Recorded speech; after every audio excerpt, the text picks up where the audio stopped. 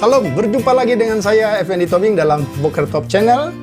Terima kasih semua saudara, sahabatku yang sudah menonton video. Saya berharap dan percaya bahwa itu bisa menjadi berkat untuk semua saudara. Hari ini kita lanjutkan pembelajaran belajar perjanjian lama. Saya harap semua saudara semakin mendapat titik terang, semakin mendapat pemahaman dan dorongan yang kuat dari Tuhan. Karena kita mencintai firman-Nya dalam perjanjian lama. Kalau pada bagian yang pertama kita sudah belajar mengapa mempelajari perjanjian lama dengan semua isu dan kontradiksi yang terjadi pada waktu itu, pada masa kini juga terjadi.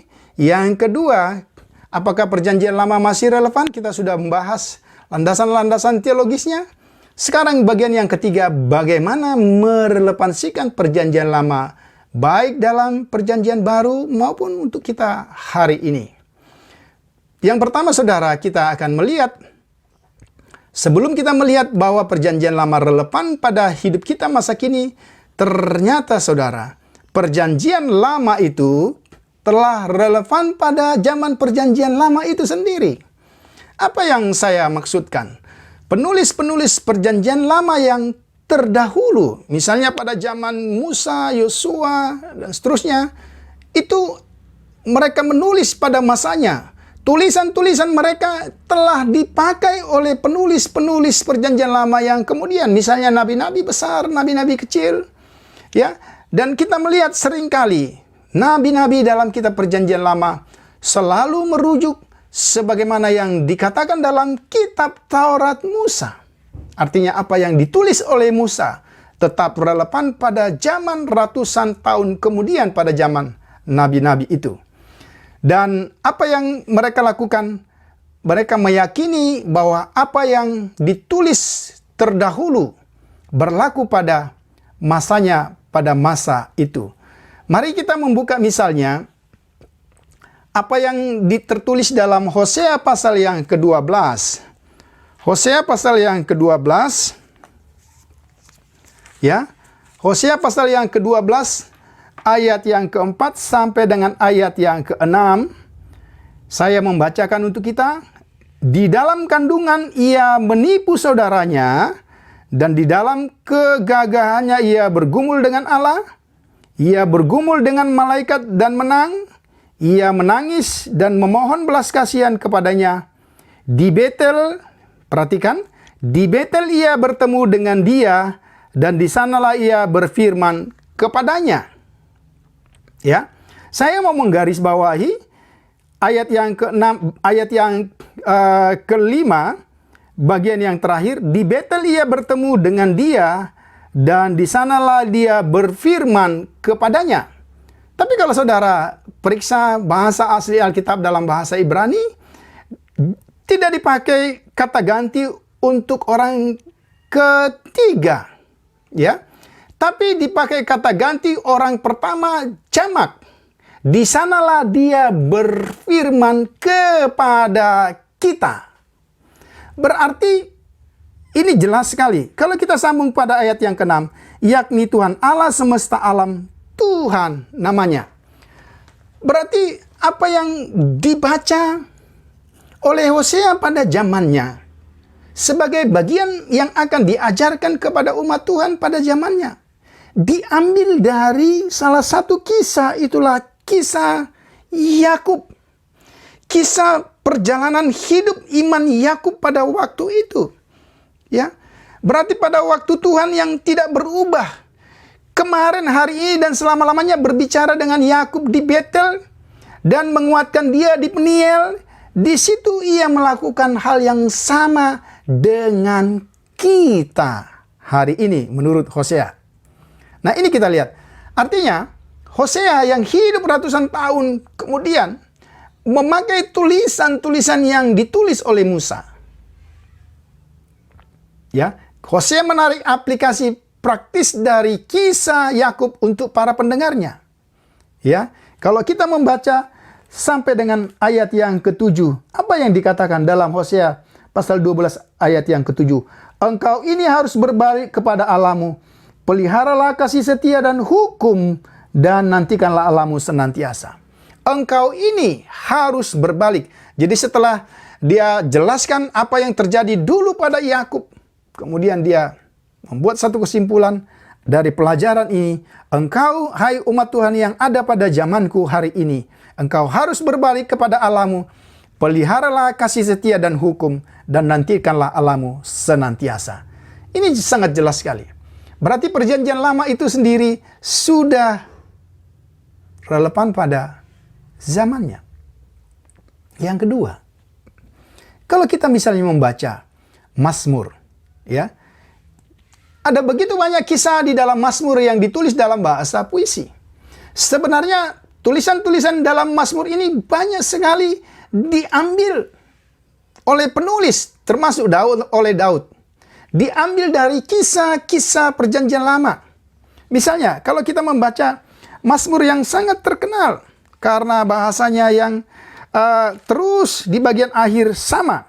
Ya, Mazmur berapa? Mazmur 136. Ya.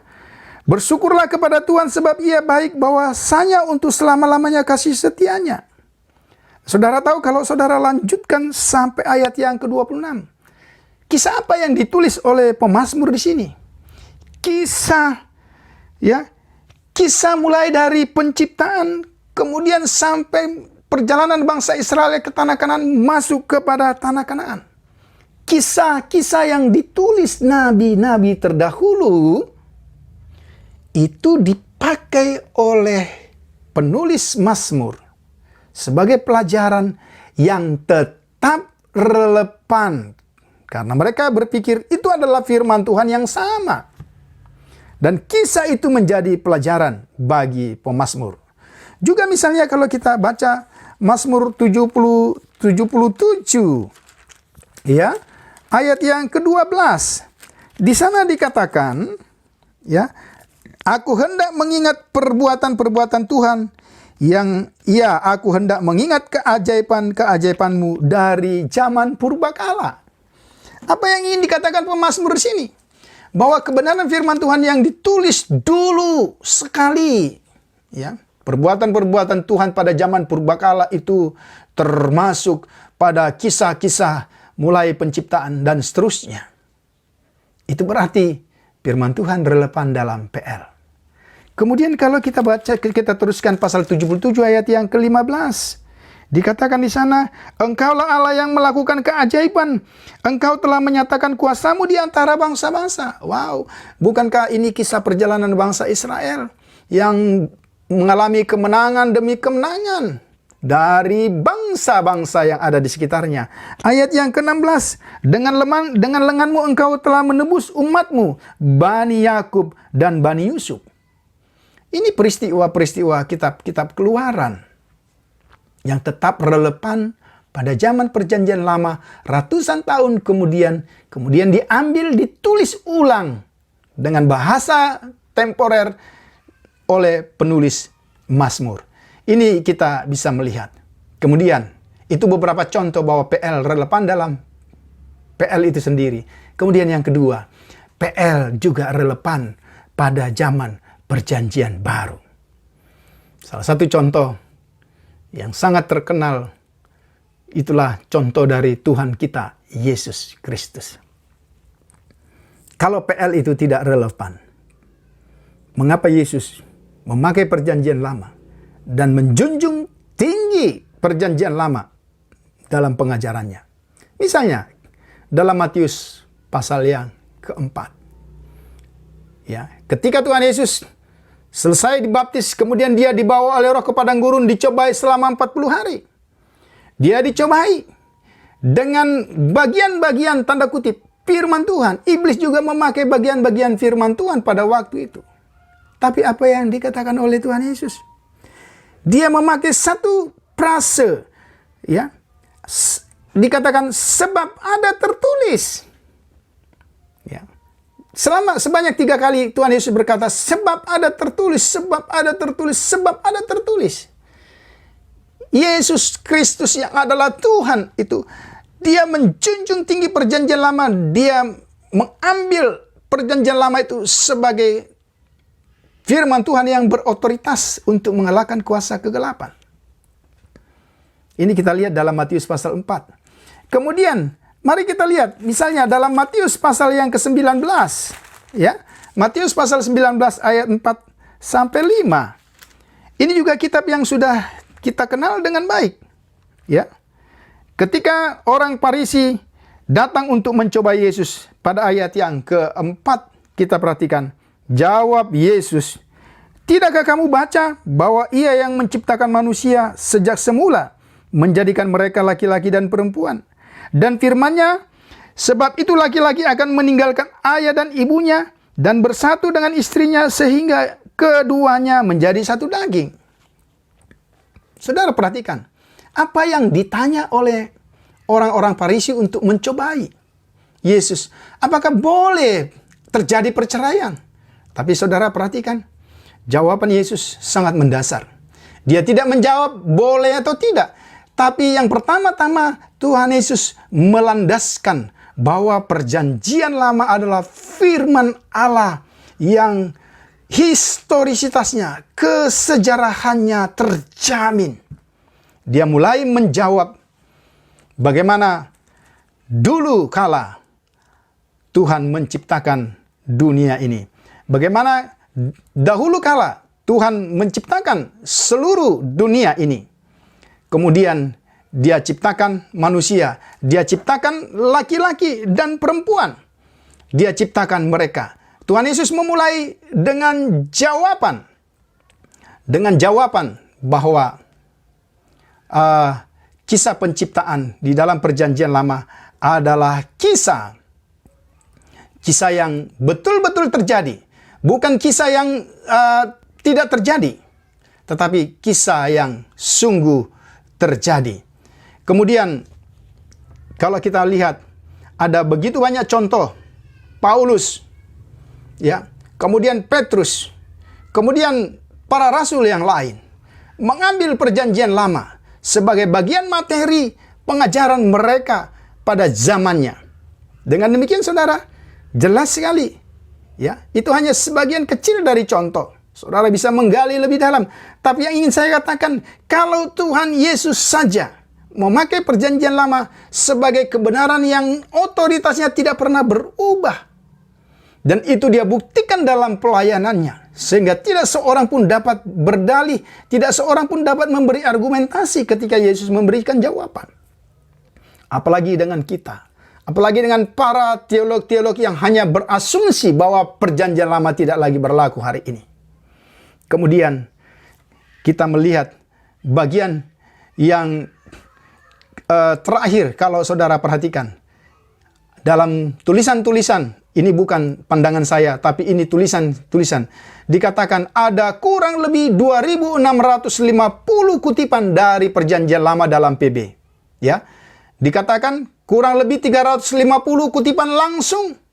2.300 kutipan tidak langsung. Nah, jadi kita bisa melihat, ya, ada begitu banyak kutipan-kutipan dari perjanjian lama diambil dalam perjanjian baru. Dengan demikian jelaslah saudara, bagaimana merelevansikannya. Ternyata relevansi PL sudah ada dalam PL itu sendiri. Relevansi PL itu sudah ada dalam PB. Kemudian, yang terakhir kalau kita membaca, ternyata perjanjian lama bukan hanya relevan pada PL, PB, tapi pada hidup kita masa kini. Coba kita lihat. Misalnya Kejadian 3 ayat 15. Nanti pada video selanjutnya kita akan membahas ini secara lebih mendalam. Janji kepada Hawa berlaku untuk semua keturunannya. Berarti untuk saudara dan saya yang percaya hari ini. Kemudian dalam Kejadian 9 ayat 9. Perjanjian dengan Nuh adalah perjanjian dengan segala makhluk termasuk saudara. Kemudian Kejadian 12 ayat 3. Melalui Abraham semua manusia di muka bumi akan mendapat berkat. Bukankah saudara adalah keturunan Abraham? Keturunan bukan secara daging tapi secara rohani. Kemudian dalam Ulangan 32 ayat 43 dikatakan, bersorak-soraklah bangsa-bangsa karena umatnya. Perhatikan di situ. Berarti perjanjian lama itu relevan untuk kita hari ini. Kemudian Yesaya 56 ayat 7. Bait suci menjadi rumah doa bagi segala bangsa. Saya pikir video singkat ini bisa menolong kita bagaimana merelevansikannya. Ini bisa memberikan pemahaman yang baru untuk kita, bahwa perjanjian lama itu sudah relevan dalam perjanjian lama sendiri, pada perjanjian baru, dan untuk kita masa kini. Mari kita belajar dari contoh Tuhan Yesus Kristus, contoh Rasul Paulus, Petrus, dan kawan-kawan, yang mengambil tanpa pernah mempertanyakan, tanpa pernah ragu, bagian-bagian dari perjanjian lama dan mengajarkannya untuk kita sampai pada masa kini. Kiranya video singkat ini bisa menjadi berkat bagi saudara. Jangan lupa untuk like, bahkan share, subscribe, supaya video ini bisa semakin menjadi berkat bagi banyak orang. Tuhan Yesus memberkati. Salam.